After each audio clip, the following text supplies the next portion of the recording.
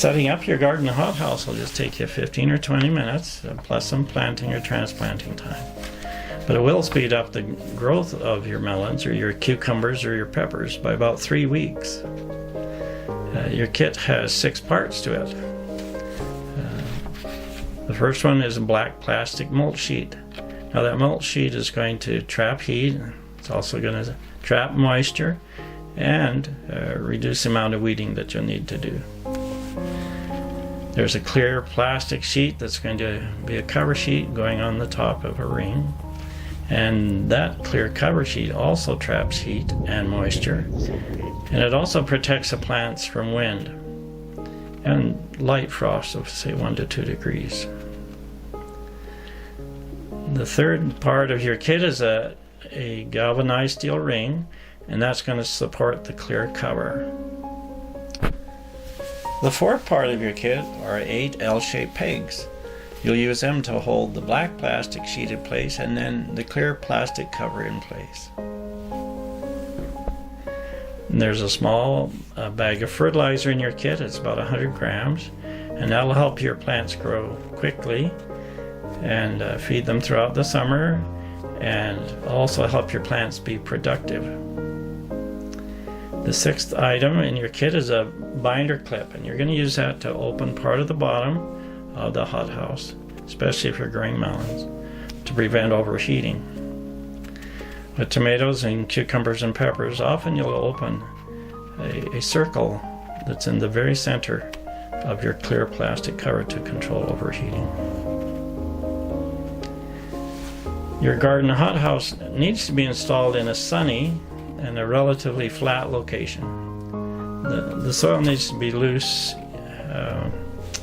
You're going to be forming a shallow basin, and so it helps if it's, for example, rototilled and your soil is loose. Choose a calm day or calm evening. If you do that to install your hothouse, then it will make it easier. You'll see in this video that you can put up a hothouse when there's a strong breeze, but it's a challenge. It's easier on a calm evening. Now here are the steps to install your garden hothouse.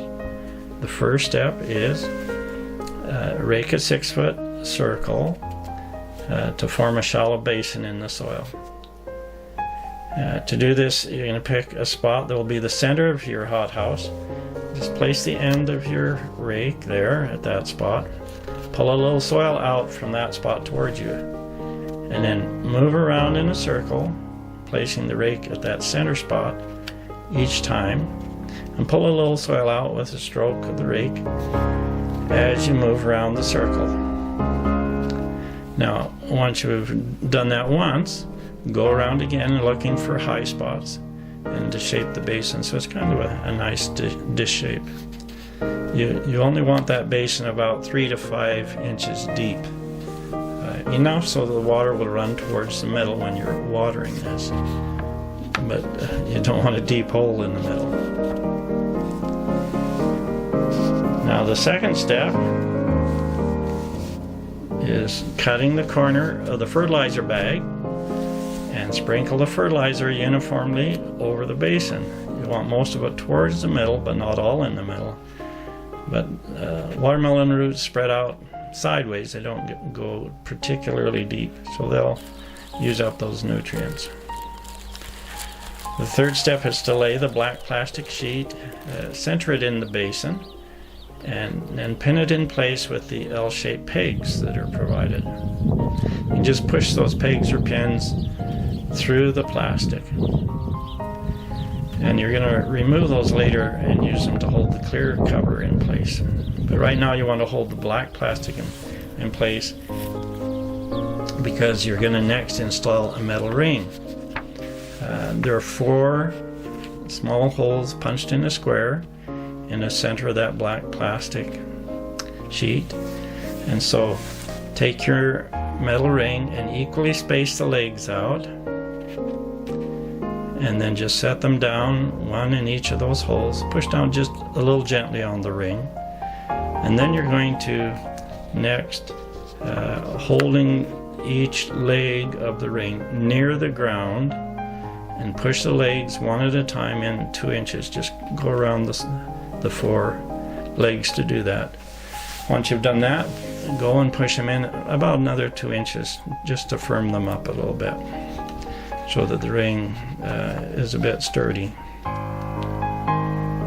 Now if one side's kind of tipped down and one up high, push down on the leg and the ring where the leg meets the ring. Just push down on there to push that high spot down and level out the ring.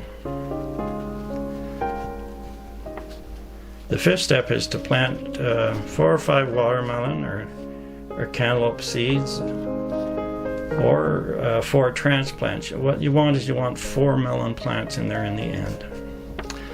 Or if you're growing cucumbers, you can plant 12 seeds, 2 in each of the 6 holes.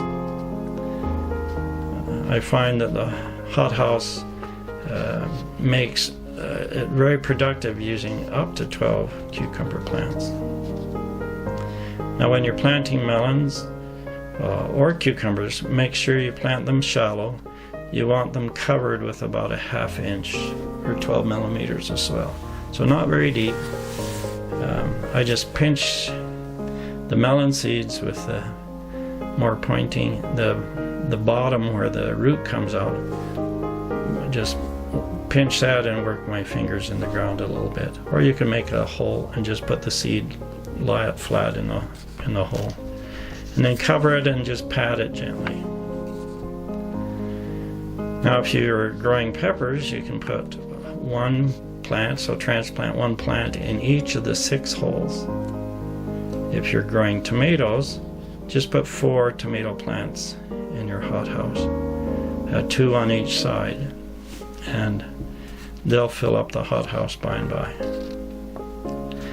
The 6th step is to lay out the clear plastic sheet over the metal ring.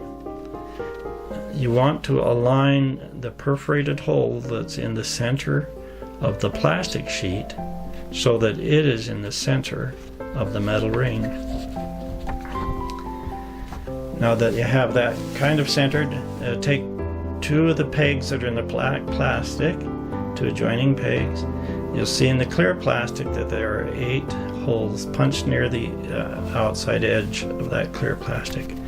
So put those pegs through 2 adjoining holes, pull them back so that again the perforated hole is in the center of the metal ring, and then push those pegs firmly down into the ground. Now you're going to go to the remaining side and repeat that process, pulling the clear plastic taut and pushing the pegs firmly into the ground. So that now that you've done all 4 sides, you'll see the shape of the garden hothouse. And the plastic should be quite taut all the way around. The 6th step is to cover the edge of the clear plastic with a shovelful of soil between each set of adjoining pegs. That soil is going to hold the cover in place in the wind. So do that all the way around the hothouse. If your soil happens to be powder dry, you should run a little bit of water and just run it onto the clear cover and let it run down and soak into that soil to help hold it if there's any strong winds. So the last step, step number 7, is to water the seeds or the transplants. You're going to use a garden hose to do that. That's the easiest way.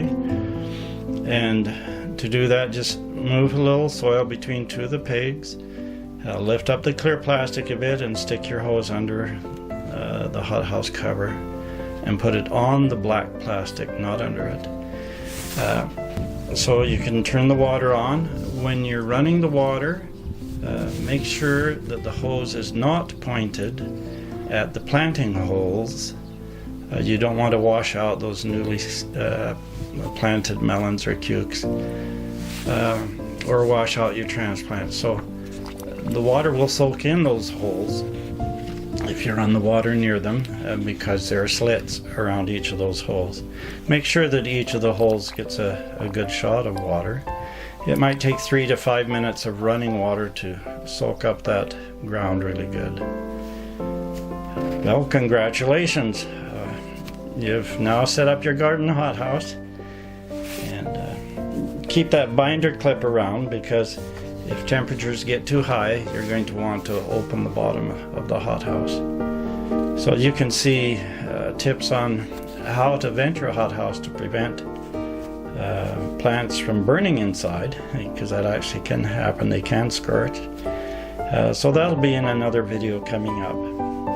We'll have another video on how to seed melons and cucumbers in a hothouse with a little more detail than we've described here, or how to transplant tomatoes or peppers or melons in a garden hothouse, how to water your plants and remove any weeds that might happen to grow in one of these, how to pollinate your melons if there are no bees around. I've had to do that, particularly with watermelons, and actually pollinated 100 of them last year, but it can be done, and we'll show you how that's done. And the last video will be on how do you tell when your melons are ripe. That's an exciting time. So good luck with your adventure in using your hothouse.